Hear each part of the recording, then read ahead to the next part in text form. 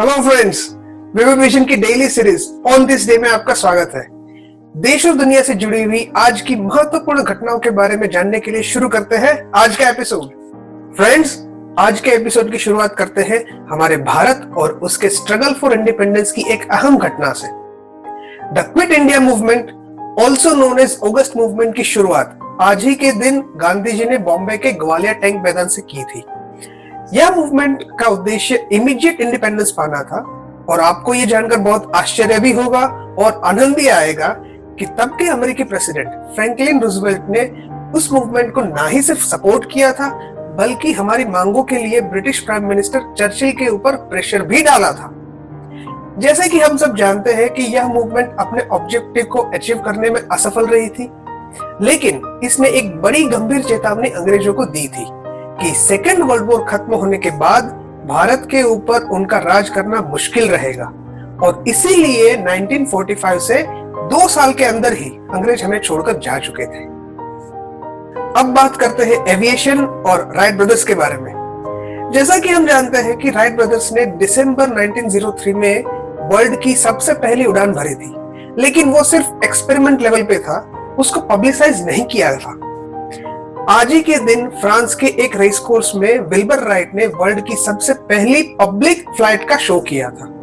कहने की जरूरत नहीं है कि यह इनोवेशन आने वाली जनरेशन के लिए कितना महत्वपूर्ण था।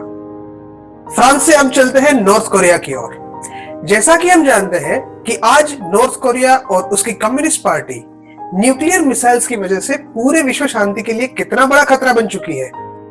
आपको ये बताना चाहूंगा कि इसकी शुरुआत तकरीबन 80 साल पहले 1945 में आज ही के दिन हुई थी।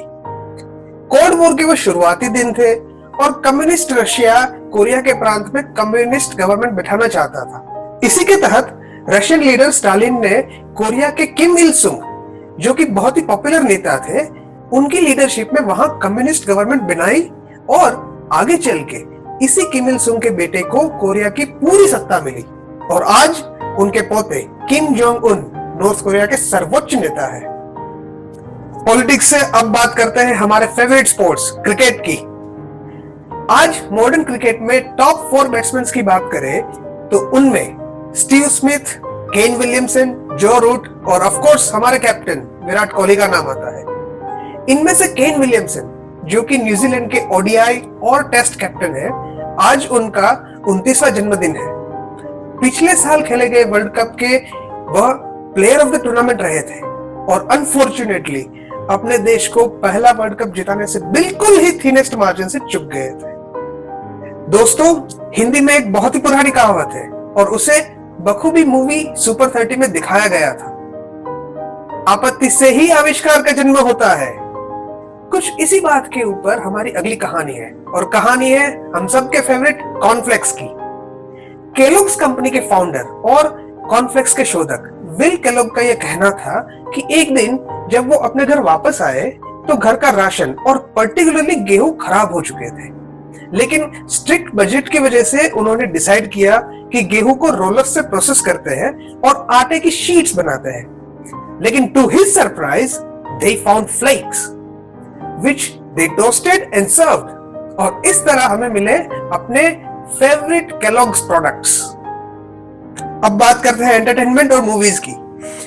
रोहित शेट्टी डायरेक्टेड सुपरहिट और सबसे कम समय में 100 करोड़ ग्रॉस इनकम क्रॉस करने वाली मूवी चेन्नई एक्सप्रेस आज ही के दिन 2013 में रिलीज हुई थी। और एंटरटेनमेंट की बात आगे करते हुए डिज्नी हॉटस्टार के बारे में बताना चाहूंगा। आज 2017 में डिज्नी ने नेटफ्लिक्स के साथ टाई-अप्स तोड़े थे और पिछले साल ही हॉटस्टार के साथ जुड़कर डिज्नी हॉटस्टार की एंटरटेनमेंट सर्विसेज इंडिया में शुरू की थी। इसी के साथ आज का एपिसोड पूरा करते हैं और ऐसे ही रोचक कहानी के साथ कल आपसे जुड़ते हैं। धन्यवाद।